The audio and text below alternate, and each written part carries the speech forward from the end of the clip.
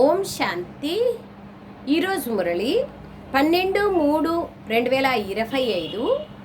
మధురమైన పిల్లలారా, బాబా ఇప్పుడు మీకు తన పాలనను ఇస్తున్నారు, మనల్ని సంరక్షిస్తున్నారు. బాబా మనల్ని చదివిస్తున్నారు. మీ ఇంటిలోనే బాబా మీకు సలహా ఇస్తున్నారు. కావున అడుగడుగులో బాబా సలహాను తీసుకోండి, అప్పుడే ఉన్నత పదవి లభిస్తుంది. చూడండి బాబా ఎంత బాగా చెప్తున్నారు. బాబా పాలన చేస్తున్నారు, తండ్రి రూపంలో, టీచర్ రూపంలో చదివిస్తున్నారు. మనం మన ఇంట్లో కూర్చొనే మనకు సలహా లభిస్తూ ఉంది. కావున అడుగడుగులోనూ బాబా సలహాను తీసుకోండి, అప్పుడే ఉన్నత పదవి లభిస్తుంది. ప్రశ్న: శిక్షల నుండి తప్పించుకునేందుకు ఏ పురుషార్థం చాలా కాలం చేయాలి? జవాబు: నష్టమోహులుగా అయ్యే పురుషార్థం. ఎవరిపైన మోహం ఉండకూడదు. నాకు ఎవరిపైనైనా మోహం ఉందా అని మిమ్మల్ని మీరు పరిశీలించుకోవాలి. ఏ పాత సంబంధము అంతిమంలో నాకు గుర్తుకు రాకూడదు. యోగ బలము ద్వారా అన్ని లెక్కాచారాలను సమాప్తి చేసుకోవాలి. అప్పుడే ఏ శిక్షలు లేకుండా ఉన్నత పదవి లభిస్తుంది. నష్టమోహగా అయినప్పుడే ఉన్నత పదవి లభిస్తుంది. సారాంశం: ఏ చింత లేకుండా మీ రాజధానిని గుప్తంగా శ్రీమతము ద్వారా స్థాపన చేసుకోవాలి. విఘ్నాలను లెక్క చేయకూడదు. కల్పం ముందు ఎవరైతే సహాయం చేశారో వారు ఇప్పుడు కూడా తప్పకుండా సహాయం చేస్తారు. చింతించాల్సిన అవసరం లేదు అని బుద్ధిలో ఉండాలి, అంతే, కంపల్సరీ. సెకండ్ విషయం: ఇప్పుడు మేము వానప్రస్థ అవస్థలో ఉన్నాము. మేము తిరిగి ఇంటికి వెళ్తున్నామన్న ఆనందంలో ఉండాలి. ఆత్మాభిమానిగా తయారయ్యేందుకు చాలా గుప్తంగా పురుషార్థం చేయాలి. ఎలాంటి వికర్మలు చెయ్యకూడదు, పాపకర్మలు చెయ్యకూడదు. వరదానం: ఎటువంటి భయంకరమైన సమస్య వచ్చినా శీతలంగా వాటిని తయారు చేసుకునే సంపూర్ణ నిశ్చయ బుద్ధిగా కండి. నిశ్చయం ఉంటే ఏ సమస్యకు భయపడాల్సిన అవసరం ఉండదు. స్లోగన్: ఎవరికైతే బాబా పైన మరియు సేవ పైన ప్రేమ ఉంటుందో వారికి పరివారం పైన కూడా ప్రేమ స్వతహాగా ఉంటుంది. అది బాబా పైన ఉంది, సేవ పైన ఉంది అంటే పరివారం పైన కూడా ఉంటుంది. బాబా పైన ఉంది అంటే మురళీ పైన ఉంటుంది, స్వయం పైన ఉంటుంది, పరివారం పైన కూడా ఉంటుంది. ఎంత లాజిక్ అయిన విషయాలు! నిశ్చయాలలో 4 ప్రకారాల నిశ్చయాల గురించి బాబా వాళ్ళు చెప్తూ ఉంటారు కదా. స్వయం పైన, బాబా పైన, డ్రామా పైన, బ్రాహ్మణ పరివారం పైన. సో అందుకయ్యే బాబా చెప్తున్నారు, నిశ్చయం ఉంటే తప్పకుండా ప్రేమ అనేది కలుగుతుంది. ఓం శాంతి. ఇప్పుడు మీరు ఎవరి ముందు కూర్చున్నారు? బాబ్దాదా ముందు కూర్చున్నారు. బాబా అని, దాదా అని కూడా అంటారు. బాబా కూడా ఈ దాదా ద్వారా మీ సముఖంలో కూర్చున్నారు. మీరు బయట ఉన్నప్పుడు బాబాని కూడా స్మృతి చేయాలి. బాబాకు లెటర్ రాస్తారు. ఇక్కడైతే మీరు సముఖంలో ఉన్నారు. మీరు ఎవరితో మాట్లాడుతున్నారు? బాబ్దాదాతో మాట్లాడుతున్నారు. ఇక్కడ ఇద్దరు కలిసి ఉన్నారు. ఇరువురు ఉన్నతోన్నతమైన అథారిటీ కలిశారు. బ్రహ్మ సాకారుడు, శివుడు నిరాకారుడు. ఉన్నతోన్నతమైన అధికారం బాబా నుండి ఎలా లభిస్తుందో ఇప్పుడు మీకు తెలుసు. ఓ పతిత పావన అని పిలిచే ఆ అనంతమైన తండ్రి సమ్ముఖంలో మీరిప్పుడు కూర్చున్నారు. బాబా ఇప్పుడు పిల్లల పాలన చేస్తున్నారు, చదివిస్తున్నారు. పిల్లలు వారి ఇంట్లో కూర్చున్నా ఈ విధంగా నడుచుకోవాలి. మనం ఇంట్లో ఉన్నా కూడా మన కార్యవ్యవహారాలు చేస్తున్నా బాబా సలహా ప్రకారంగా మనము నడుచుకోవాలి.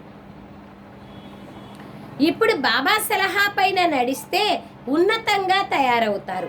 ఉన్నతోన్నతమైన బాబా సలహా ద్వారా ఉన్నతోన్నతమైన పదవిని పొందుతారని పిల్లలైన మీకు తెలుసు. మనుష్య సృష్టిలో ఈ లక్ష్మీనారాయణల పదవే ఉన్నతోన్నతమైనది.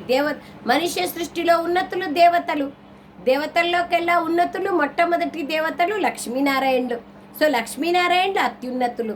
లక్ష్మీనారాయణుల కంటేనూ గొప్పవాళ్ళు బాబా, పరమాత్ముడు, శివబాబా. ఆ తండ్రి ద్వారానే లక్ష్మీనారాయణులుగా అయ్యారు. వీళ్ళు ఒకప్పుడు ఇక్కడ ఉండి వెళ్ళారు. మనుష్యులు వెళ్ళి ఈ ఉన్నతోన్నతమైన వారికి నమస్కరిస్తారు. ముఖ్యమైన విషయమే పవిత్రత. వారు కూడా మనుష్యులే, దేవతలు కూడా మనుష్యులే. కానీ ఆ విశ్వ మహారాజులు ఎక్కడా? ఈ యొక్క సాధారణమైన మానవులు ఎక్కడా? భారతదేశం 5000 సంవత్సరాల క్రితం ఈ విధంగా ఉండేది. ఇప్పుడు మీ బుద్ధిలో ఉంది. మనమే ఈ విశ్వానికి యజమానులుగా ఉండేవాళ్ళం. ఈ విషయాలు ఇంకెవ్వరికీ తెలియదు. ఒకప్పుడు మీకు కూడా తెలియవు. మీరు కూడా ఘోర అంధకారంలో ఉండేవాళ్ళు. బ్రహ్మయే విష్ణువుగా, విష్ణువే బ్రహ్మగా ఎలా అవుతారో బాబా వచ్చి అర్థం చేయిస్తున్నారు. ఇవి చాలా గుహ్యమైన రమణీకమైన విషయాలు. వీటిని ఎవ్వరూ అర్థం చేసుకోలేరు. నిరాకారుడైన బాబాయే వచ్చి వీటిని చదివిస్తారు. కృష్ణ భగవాను వాచ అనేదే లేదు. భగవాను వాచ అనే ఉంది కానీ భగవద్గీతలో కృష్ణ భగవాను వాచ అని లేదు. నేను మిమ్మల్ని చదివించి ఎంతో సుఖాన్ని ఇస్తానని బాబా అంటున్నారు. ఆ తర్వాత మళ్ళీ నేను నిర్వాణధామంలోకి వెళ్ళిపోతాను. ఇప్పుడు పిల్లలైన మీరు సతోప్రధానులుగా అవుతున్నారు. ఇందులో ఖర్చేమీ లేదు. కేవలం మిమ్మల్ని మీరు ఆత్మగా భావించి బాబాను స్మృతి చేయాలి. ఒక చిల్లి గవ్వ ఖర్చు కూడా లేదు. 21 జన్మలకు మీరు విశ్వానికి మాలికులుగా అయిపోతున్నారు. మీ భవిష్యత్తును తయారు చేసుకునేందుకే మీరు డబ్బుని బాబా యొక్క కార్యంలో వినియోగిస్తారు. కల్పపూర్వం ఎవరెంత ఖజానా చేసుకున్నారో మళ్ళీ అంతే బాబా కార్యంలో వినియోగిస్తూ ఉంటారు. కొద్దిగా కూడా ఎక్కువ తక్కువగా కాదు. ఇది చాలా అర్థం చేసుకోవాల్సిన విషయం. ఈ జ్ఞానము మీ బుద్ధిలో ఉంది. అందుకనే బాబా అంటున్నారు, మీరు పిలవాల్సిన అవసరం లేదు. ఏ విధమైన చింత లేకుండా మనం మన రాజధానిని స్థాపన చేసుకుంటున్నాం. ఈ విషయాన్ని బుద్ధిలో మననం చేసుకుంటూ ఉండాలి. పిల్లలైన మీరు చాలా సంతోషంగా ఉండాలి. అలాగే నష్టమోహులుగా తయారు కావాలి. ఇక్కడ నష్టమోహులుగా అవ్వడం ద్వారా మీరు మళ్ళీ అక్కడ మోహజిత్తులు అయిన రాజులుగా రాణులుగా అవుతారు. ఈ పాత ప్రపంచం వినాశం అవుతోందని మీకు తెలుసు. మళ్ళీ తిరిగి ఇంటికి వెళ్ళాలి. మరి ఇక దీనిపైన మోహం ఎందుకు? ఎవరైనా రోగగ్రస్తులైతే డాక్టర్ ఇది హోప్లెస్ కేసు అని అన్నట్లయితే వారిపైన మమత్వం తొలగిపోతుంది. ఆత్మ ఒక శరీరాన్ని వదిలి ఇంకొక శరీరాన్ని ధరిస్తుంది అని భావిస్తారు. ఆత్మ వెళ్ళిపోతే శరీరం సమాప్తం అయిపోతుంది. మరి ఇక వారిని స్మృతి చేయడం వల్ల లాభం ఏముంది? ఇప్పుడు ఇక నష్టమోహులుగా కాండి అని బాబా చెప్తున్నారు. నాకు ఎవరిపైన మోహం లేదు కదా అని మీ హృదయాన్ని మీరు ప్రశ్నించుకోవాలి. ఇంపార్టెంట్ అది. ఎందుకంటే చివరిలో ఒక బాబా తప్ప ఎవరూ గుర్తుకు రాకూడదు, దేహదారి. అందుకోసమే మోహం ఎవరిపైన, అందరిపైన ప్రీతిని నిభాయించాలి కానీ మోహం ఎవరిపైన ఉండకూడదు. లేకపోతే వారు చివరిలో తప్పకుండా గుర్తుకొస్తారు. నష్టమోహులుగా కావాలి. అప్పుడే ఉన్నత పదవి అనేది లభిస్తుంది. స్వర్గం లేక అందరూ వస్తారు. అదేం పెద్ద విషయం ఏమీ కాదు. ఏ శిక్షలు పొందకుండా ఉన్నత పదవిని పొందడమే గొప్ప విషయం. యోగ బలం ద్వారా లెక్కాచారాలన్నింటినీ సమాప్తం చేసుకుంటే ఇక శిక్షలు పొందరు. పాత సంబంధీకులు కూడా గుర్తుకు రాకూడదు. ఇప్పుడు మన సంబంధం బ్రాహ్మణులతోనే ఉంది. ఆ తర్వాత మళ్ళీ మన సంబంధం దేవతలతో ఉంటుంది. ఇప్పటి ఈ సంబంధం అన్నింటికన్నా శ్రేష్టమైనది. ఇప్పుడు మీరు జ్ఞానసాగరుడైన బాబా పిల్లలుగా అయ్యారు. చూడండి, బాబాతో సంబంధం కల్పంలో ఎప్పుడూ ఉండదు. ఈ సంగమ యుగంలో మాత్రమే ఉంటుంది. మొత్తం జ్ఞానమంతా మీ బుద్ధిలో ఉంది. ఈ సృష్టి చక్రం ఎలా తిరిగేదో ఇంతకుముందు మీకు కూడా తెలిసేది కాదు. ఇప్పుడు బాబా వచ్చి మీకు అర్థం చేయిస్తున్నారు. బాబా ద్వారా మీకు వారసత్వం లభిస్తుంది. కావుననే వారిపైన ప్రేమ ఉంటుంది కదా.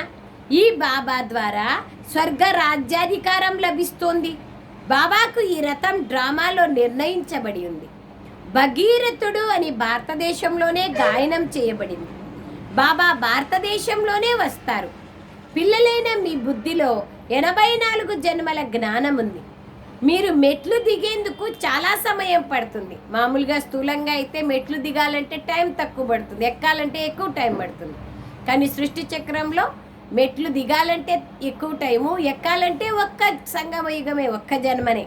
అందుకే బాబా అంటున్నారు, ఎక్కేది కాదు ఇక్కడ ఎగిరే కళ అంటే లిఫ్ట్ బాబా ఇస్తున్నారు మనకి. మెట్లు ఎక్కేందుకు కేవలం ఒక్క అంతిమ జన్మ మాత్రమే పడుతుంది. కావుననే మీరు త్రికాలదర్శులుగా త్రిలోకీనాథులుగా తయారవుతున్నారు. మేము త్రికాలదర్శులుగా అవుతాము అని ఇంతకుముందు మీకు తెలియదు కదా. ఇప్పుడు మీకు బాబా లభించారు, శిక్షణ ఇస్తున్నారు. కావుననే ఇప్పుడు మీరు అర్థం చేసుకున్నారు. బాబా వద్దకు ఎవరైనా వస్తే ఇంతకుముందు ఎప్పుడైనా ఈ డ్రెస్లో ఈ ఇంట్లో నన్ను కలుసుకున్నారా అని ప్రశ్నించేవాళ్ళు. అప్పుడు పిల్లలు అనేవాళ్ళు, అవును బాబా, కల్పపూర్వం కూడా కలుసుకున్నాము అనేవాళ్ళు. అప్పుడు బ్రహ్మకుమారీలు బాగా అర్థం చేయించినారు అనేవాళ్ళు బాబా. ఇప్పుడు పిల్లలైన మీరు స్వర్గం యొక్క వృక్షాన్ని మీ ముందు చూస్తున్నారు. మీరు చాలా సమీపంగా ఉన్నారు. పొలిమేరలు వచ్చినాయి అంటే ఈ ఊరు వస్తోంది అని తెలుస్తుంది కదా. ఎట్లా మౌంట్ అబుకి వెళ్తున్నామంటే గ్రానైట్ వన్నీ మార్బుల్ వన్నీ ఫ్యాక్టరీలు వచ్చినాయంటే అబు రోడ్ వచ్చేసింది అని తెలుస్తుంది. అట్లాగే బాబా అంటున్నారు, ఇప్పుడు మీకు ఈ పొలిమేరలు కనపడుతున్నాయి, మరియు స్వర్గం మీకు సమీపంగా ఉంది. మనుషులు భగవంతుడు నామరూపాలకు అతీతుడు అంటారు. మరి అతడికి ఇంతమంది పిల్లలు ఎక్కడి నుంచి వచ్చారు? దత్తు తీసుకున్నారు. దత్తు తీసుకున్నారంటే ఎవరి ద్వారా తీసుకున్నారు? అది కూడా అవసరం కదా.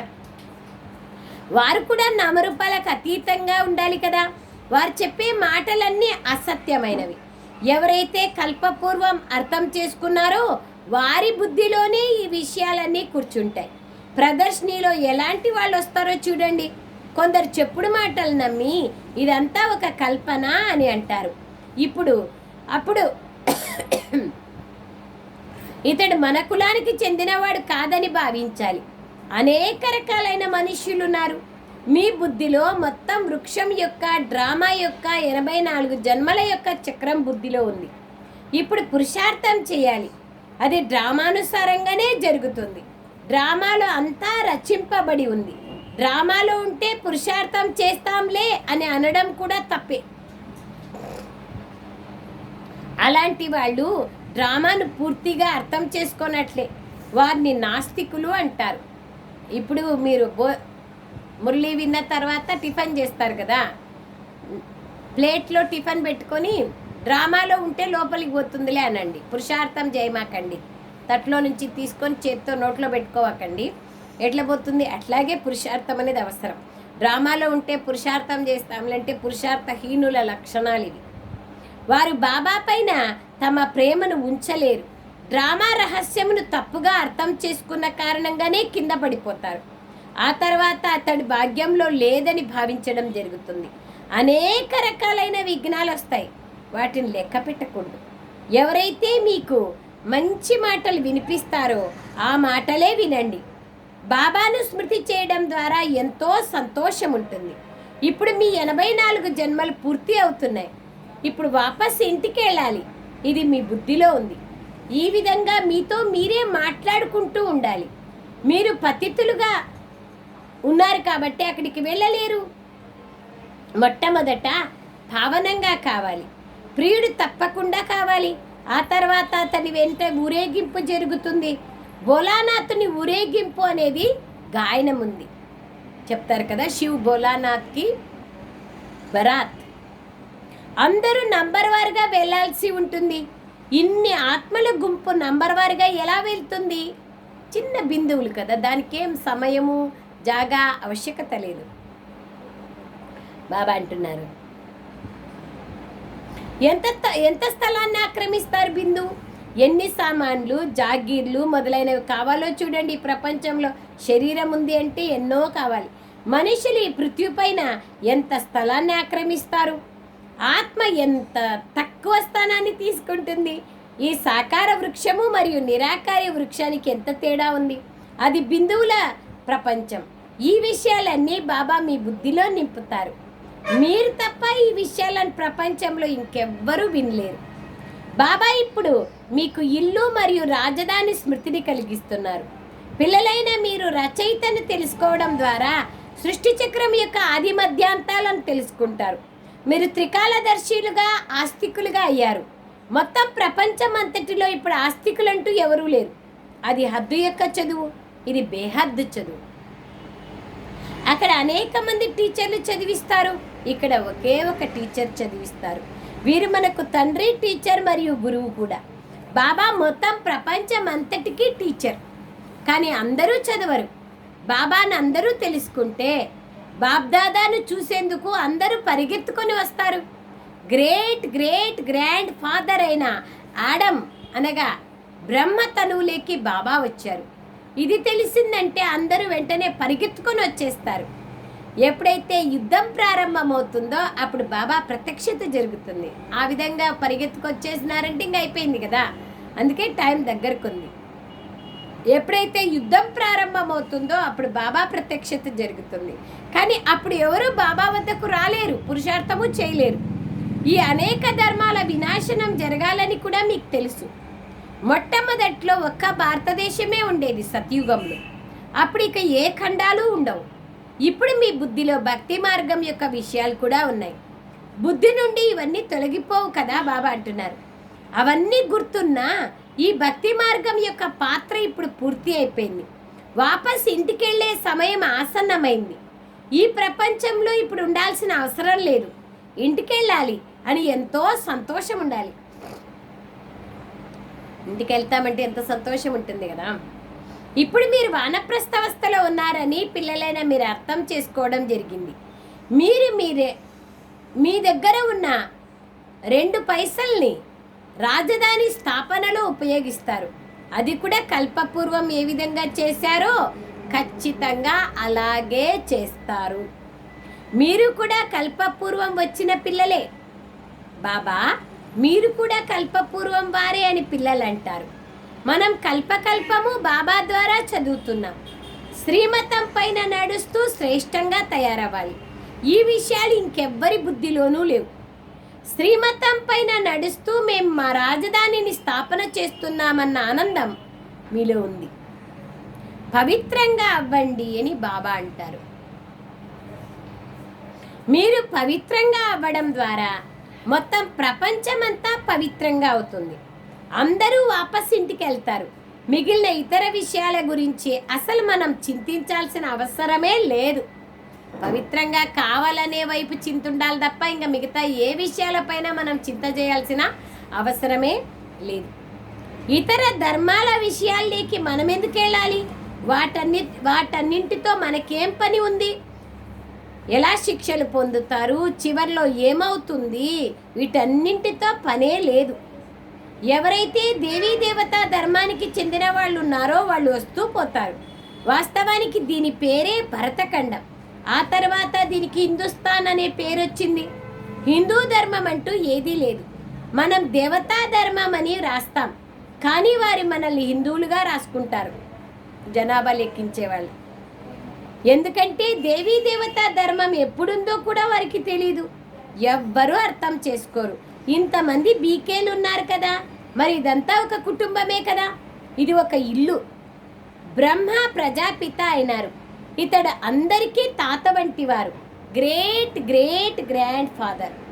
మొట్టమొదట మీరు బ్రాహ్మణులుగా అవుతారు, తర్వాత వర్ణాలలోకి వస్తారు. మీకు ఇది ఒక విశ్వవిద్యాలయం, అలాగే ఇది ఒక హాస్పిటల్ కూడా. జ్ఞానం అనే అంజనాన్ని సద్గురువు ఇవ్వడంతో అజ్ఞానం అనే అంధకారం తొలగిపోయింది.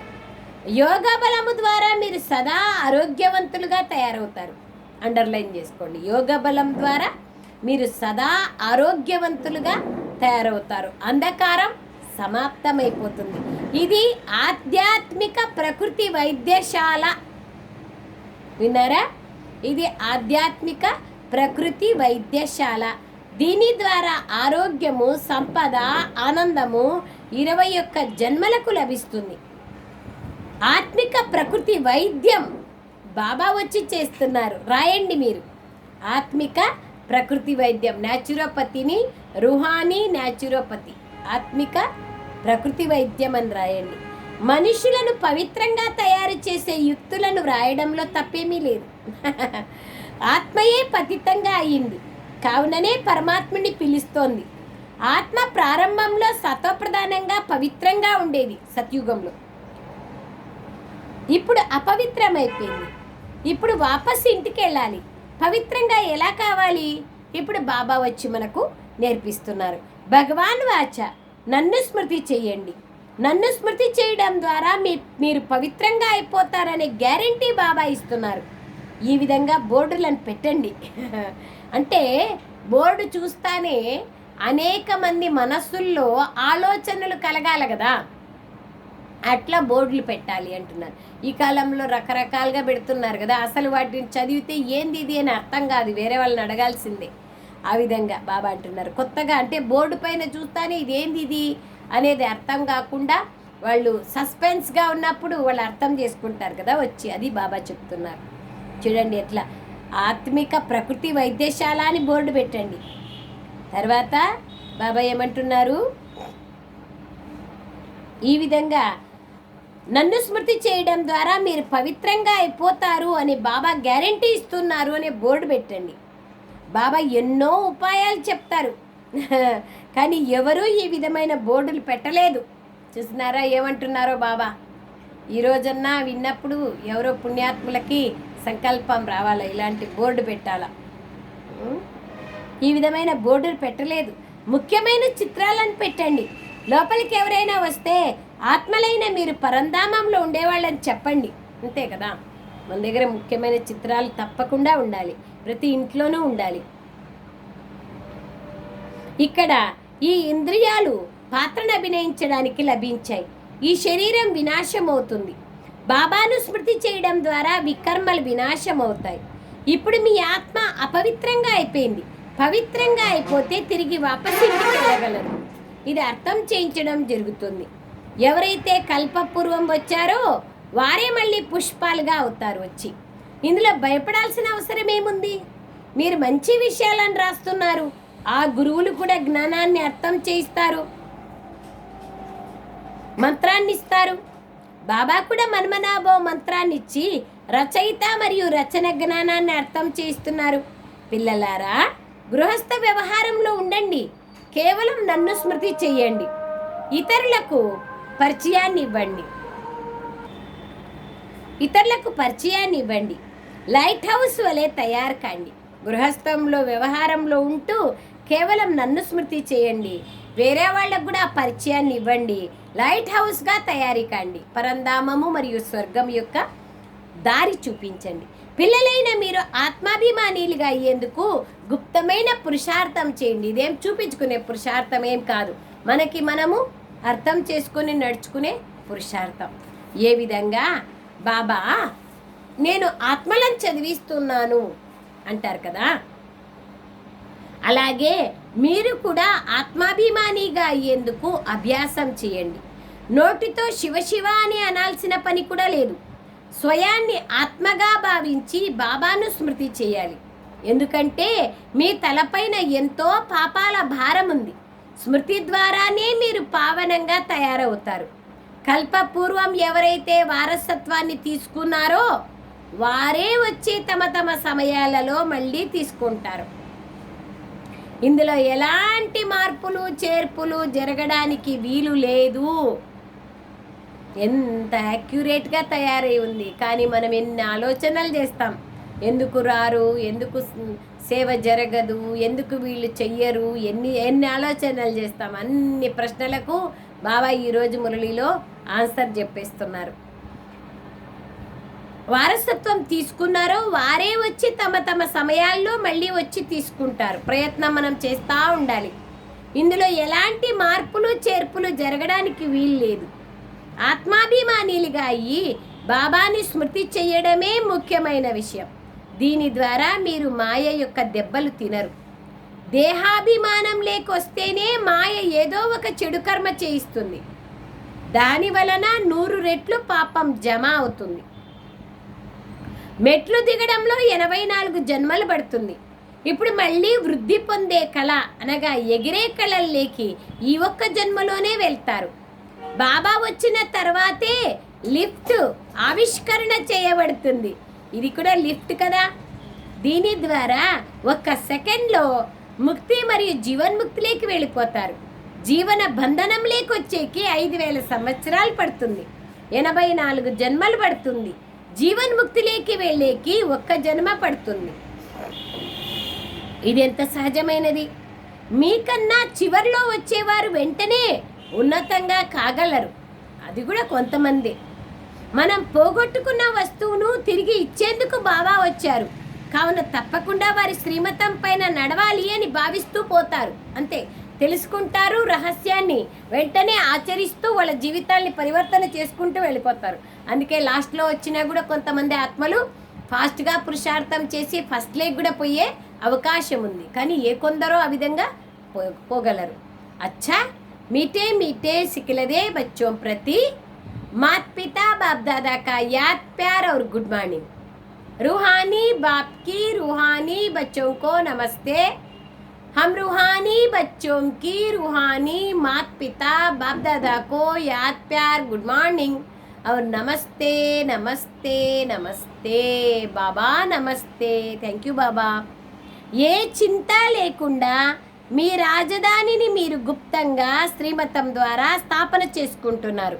విఘ్నాలను లెక్క పెట్టకూడదు. ఇది అదెండిగా వస్తూ ఉంటాయి, పోతా ఉంటాయి. కల్పం ముందు ఎవరైతే సహాయం చేశారో, అండర్లైన్ పాయింట్, వారు ఇప్పుడు కూడా తప్పకుండా సహాయం చేస్తారు. ఏ విషయంలోనూ చింతించాల్సిన అవసరం లేదు. ఇది బుద్ధిలో ఉంచుకోవాలి. ఇది పక్కా చేసుకోవాలి డ్రామా పాఠాన్ని. ఇప్పుడు మేము వానప్రస్థ అవస్థలో ఉన్నాం. మేము తిరిగి ఇంటికి వెళ్తున్నాం. ఈ ఆనందంలో ఉండాలి. ఆత్మాభిమానిగా తయారయ్యేందుకు చాలా గుప్తంగా పురుషార్థం చేయాలి. ఎలాంటి పాపకర్మలు చెయ్యకూడదు. ఎన్నో జన్మలు చేస్తూ వచ్చినాం. ఇప్పుడు కూడా చేస్తే అవి తీర్చుకునేకే టైం లేదు. ఇప్పుడు చేస్తే ఇప్పుడు ఇంకా ఎక్కువ టైం పడుతుంది. అందుకోసమే బాబా అంటున్నారు, ఎలాంటి పాపకర్మలు చేయకూడదు. వరదానం, ఎటువంటి భయంకరమైన సమస్యనైనా శీతలంగా తయారు చేసుకునే సంపూర్ణ నిశ్చయ బుద్ధిగా కండి. ఈ విధంగా ఏ విధంగా బాబాలో నిశ్చయం ఉందో, బ్రహ్మ బాబాలో, అలా స్వయం పైన డ్రామా పైన కూడా సంపూర్ణ నిశ్చయం ఉండాలి. స్వయంలో బలహీనత యొక్క సంకల్పాలు ఉత్పన్నమైతే అది బలహీనత సంస్కారంగా మారిపోతుంది. కావున వ్యర్థ సంకల్పాలనే బలహీనత యొక్క క్రిములను, బ్యాక్టీరియాలను స్వయంలోకి ప్రవేశించనివ్వకండి. అలాగే డ్రామా యొక్క దృశ్యాలు ఏవైతే చూస్తున్నారో అందులో అలజడితో కూడిన దృశ్యాలలో కూడా కళ్యాణం అనుభవం అవ్వాలి. అలజడిలో ఉండే దృశ్యాల్లో కూడా కళ్యాణం ఉంది. డోంట్ ఫియర్, ఏ దానికి భయపడమాకండి, అన్నిట్లోనూ కళ్యాణం ఉంది. వాతావరణం చెలింపచేసేదిగా ఉన్న, సమస్య వికరాల రూపంగా ఉన్న సదా నిశ్చయ బుద్ధి కలవారిగా విజయీలుగా కండి. అప్పుడు భయంకర సమస్య కూడా శీతలంగా అయిపోతుంది. స్లోగన్, ఎవరికైతే బాబా పైన, సేవ పైన ప్రేమ ఉంటుందో వారికి పరివారం పైన ప్రేమ స్వతహాగానే ఉంటుంది. అవ్యక్త ప్రేరణ, సత్యత మరియు సభ్యత అనే సంస్కృతిని ధారణ చేయండి. ఎలాగైతే పరమాత్మ ఒక్కరే అన్నది రకరకాల ధర్మాల వాళ్ళందరూ ఒప్పుకుంటారో, అలాగే సత్య జ్ఞానము ఒక్క బాబాదే మరియు ఇదొక్కటే దారి అనే ఈ శబ్దం ఎప్పుడైతే ప్రసిద్ధమవుతుందో అప్పుడు కొంచెం సమయంలోనే భ్రమించే ఆత్మలందరికీ దారి లభిస్తుంది. దారి లభిస్తే ఏమైపోతుంది? అప్పుడు ఆటోమేటిక్గా వాళ్ళు భ్రమించడం నుంచి సమాప్తమైపోతారు. ఇది కూడా ఒక దారి, మంచి దారి అని ఇప్పుడు అంటున్నారు. కానీ చివరికి కూడా ఒక్కటే ఇది దారి అని తెలుసుకోవాలి. బాబా ఒక్క పరిచయాన్నే తెలుసుకోవాలి. ఒక్కటే దారి, ఒక్కడే బాబా అనే సత్య పరిచయాన్ని తెలుసుకుంటే సత్య జ్ఞానం యొక్క శక్తి అలలాగా వ్యాపిస్తుంది. అప్పుడు ప్రత్యక్షత జెండా క్రింద ఆత్మలందరూ ఆధారాన్ని పొందగలరు. అచ్చా, ఓం శాంతి. Thank you Baba, thank you.